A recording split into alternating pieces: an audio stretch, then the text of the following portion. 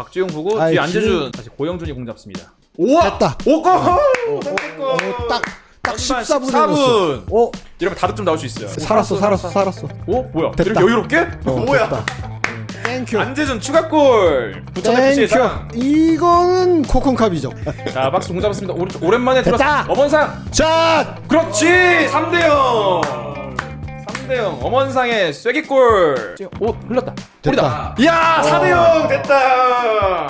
이재익. 오 제가 말했던 이재익이 맨발로 시원시원하게 아주 그냥 박진섭이 올리네. 오. 저 박진섭이 코너킥 차는 거 처음 봐요. 박진섭이? 이거 왜냐면 헤딩을 워낙 잘하는 선수니까. 뭐 하려고 하는 거야 도대체? 제가 제가 나 이해했다. 일부러 경고 받은 거. 어? 박진섭 1차전 경고 있었잖아요 유일한. 그렇죠. 아까 제가 라인업 보면서 말했잖아요. 박진섭 경고 있다고. 저는 그렇게 의도가 있었다고는 보지 않습니다. 아니, 저는 그거 아니면 절대 이유가 없어요. 아닙니다. 저는 그런 식으로 하지는 않았다고 생각. 저는 모르겠어요. 네, 우리가 아시안 게임 조별리그 2차전 태국과의 경기에서 4대0으로 크게 이겼습니다. 아, 축하드립니다. 축하합니다. 너무 수고 많았습니다. 그래서 우리가 1차전 9대0 승, 2차전 4대0 승으로 단 2경기 만에 조 1위를 확정했습니다.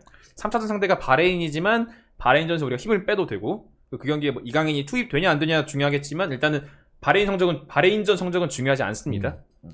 그래서 무엇보다 토너먼트잖아요. 그리고 아시다시피 이틀에 한 경기씩 계속 치러야 돼요.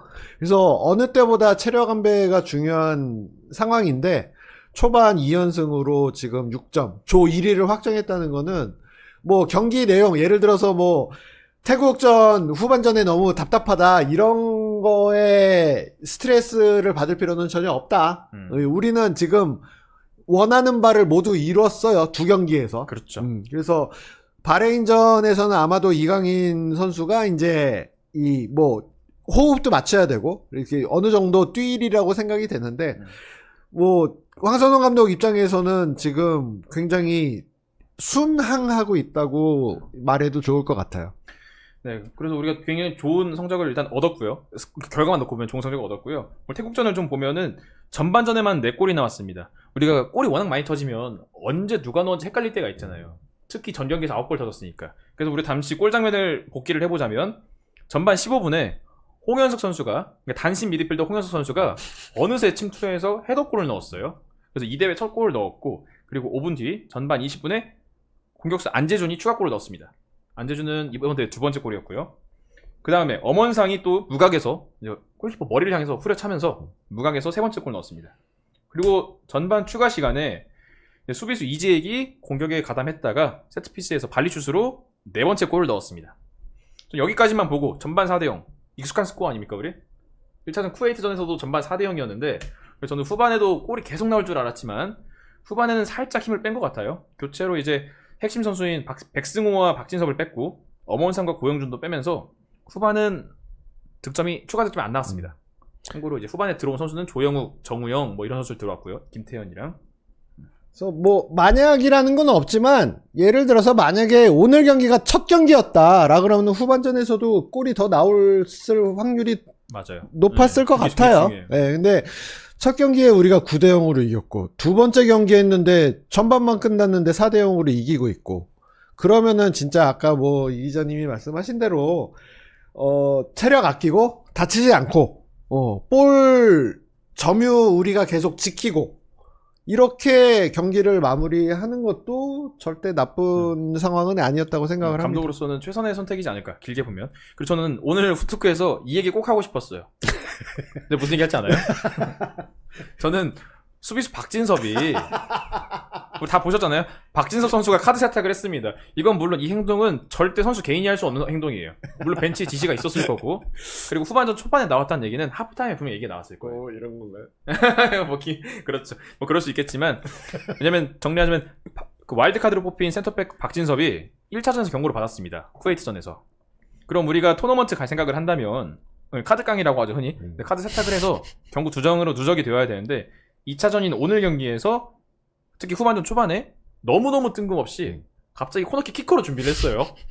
그러니까 이게 얼마나 그 황당한 장면인지 생각을 해보시면 A 대표팀 경기를 하는데 우리가 월드컵이나 아시안컵을 나갔어요.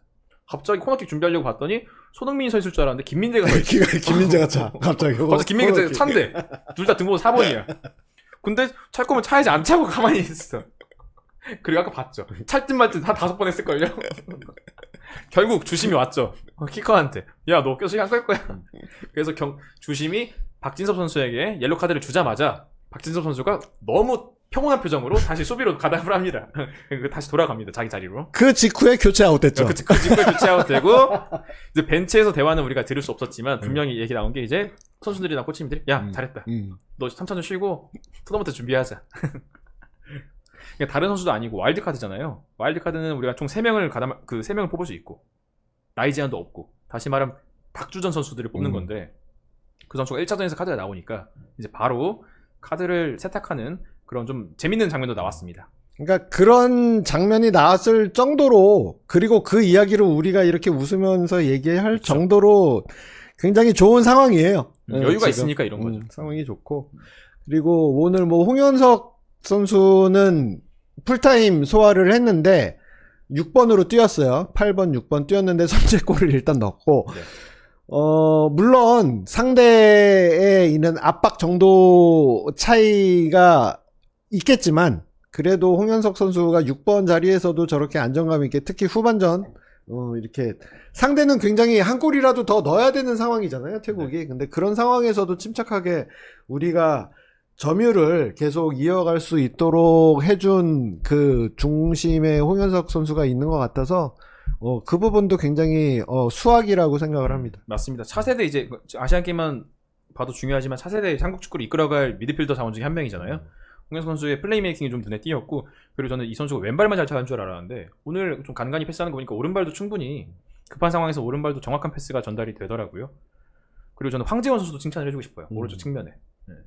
원래는 서령우가 좌우를 다 뛸 수 있어서 이제 서령우 선수의 멀티 능력을 보고 와이드카드 뽑았는데 오늘은 황재원이 오른쪽 나오고 서령우가 그래도 왼쪽으로 나왔죠. 황재원 선수의 오버래핑 능력, 오버래핑 가담을 많이 하다 보니까 특히 오른쪽에서 공격 찬스가 많이 나왔습니다. 저는 아쉬운 점을 꼽자면 박지훈과 안재준의 좀 득점포가 시원시원하게 나와야 되는데 물론 안재준 선수가 득점을 했지만 그거는 지금 흘러나온 공을 넣은 장면이었고 좌우에서 크로스가 분명 많이 올라오거든요. 근데 우리가 아시아에서는 신장이 제일 크잖아요. 맞아요. 월드컵으로 치면 우리가 네덜란드예요. 그럼 공중볼에서 우리가 지면은 좀 자존심이 상할 일이고 져서도 안 될 일이고 공격 상황이든 수비 상황이든. 근데 특히 공격 장면에서 크로스는 정확했지만 선수 머리에 가는 공이 많이 없었다. 이게 좀 아쉽습니다. 그래서 황선홍 감독이 요번에 스트라이커를 안 뽑았어요. 와일드카드로. 그게 이제 2006년 이후에 처음인데 뭐 나름 판단이 있겠죠. 그런 이유가 있을 거고 뭐 첫 경기 두 경기 9골 넣고 4골 넣고 한 골도 안 먹고 이겼으니까 그 판단이 지금까지는 옳은 건데 이제 토너먼트 올라가서는 정말 이제 한 골이 중요할 때가 올 거잖아요. 맞아요. 특히나 그런 골은 이제 확률적으로 세트피스에서 나올 확률이 높고 그러면은 특히 박재홍 선수 같이 피지컬을 갖고 있으면은 이 친구가 좀 골맛을 좀 이 편한 상태에서 조별리그부터 이렇게 좀 봐주면은 더 조금이나마 좀 좋아지지 않을까라고 생각을 하는데 모르죠. 근데 이러다가 또 갑자기 결정적인 순간에 정말 팀을 살려낼 수도 있는 거니까. 그쵸. 앞으로 뭐 그래서 후반전 아까 헤더슛 박지용 헤더슛 나왔지만 골키퍼가 실컷 조금 멍 때리면서 있다가 그거는 또 인생 선방을 했어요. 네. 그래서 아쉽게도 골이 안 들어갔고 그리고 이제 하나 또 얘기하고 싶은 게 전반전에 좀 먼 거리에서 프리킥이 나왔어요. 근데 키커로 백승호가 나왔잖아요. 1차전에서 프리킥 골 넣은 백승호가 후반 그 2차전에서도 이제 2차전 전반에서도 프리킥 킥을 나섰는데 너무너무 멋있는 슈팅이 나왔어요. 거의 들어갔으면 정말 원더골이 나올 뻔한 골이었는데 그 장면도 골키퍼가 인생 선방을 펼쳤습니다.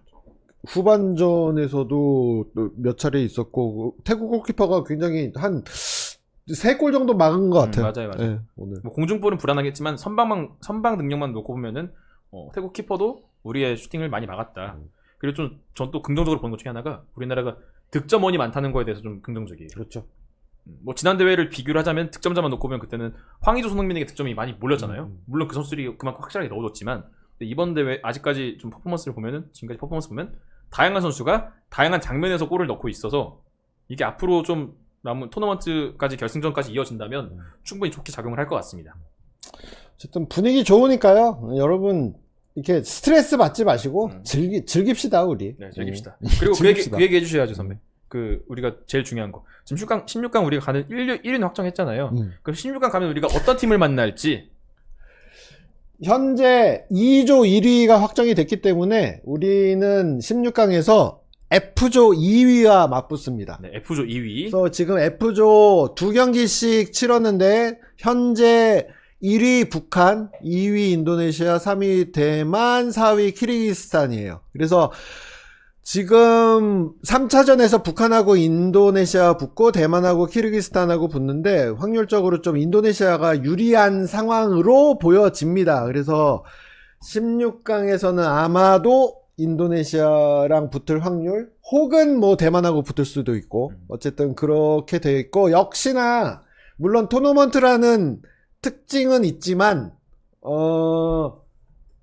누구랑 붙든 16강까지는 좀 우리가 그렇게 마음 졸이면서 안 봐도 될 것 같은 게 현실이에요. 맞아요. 그래서 16강에서 인도네시아, 대만을 만난다 치면은 오늘 태국전 같은 경기 양상이 펼쳐지지 않을까. 우리가 압도적으로 공격을 하고 역습 한두 번 나오고 한 30분에 한 번꼴로 역습이 나올 것 같아. 그런 역습만 잘 막아놓으면 되고 찬스 나올 때마다 골 넣으면 16강까지는 큰 문제 없을 것 같습니다. 그렇죠. 그리고 뭐 우즈벡 예, 너무 좋은 조예요. 우즈벡 아직 한 경기도 안 뛰었어요. 우즈벡 한 경기도 안 뛰었어요? 홍콩하고 2경기 하는 거야. 맞아. 홍콩 같은 경기. 뭐 우리는 우즈벡도 우승 후보 중에 하나고 충분히 우리의 길목을 막을 팀 중에 하나인데 다행스러운 건 16강까지는 우리가 우즈벡을 안 만든다는 거. 그럼 이 정도로 마무리할까요? 네, 오늘 경기 재밌었습니다. 수고하셨습니다.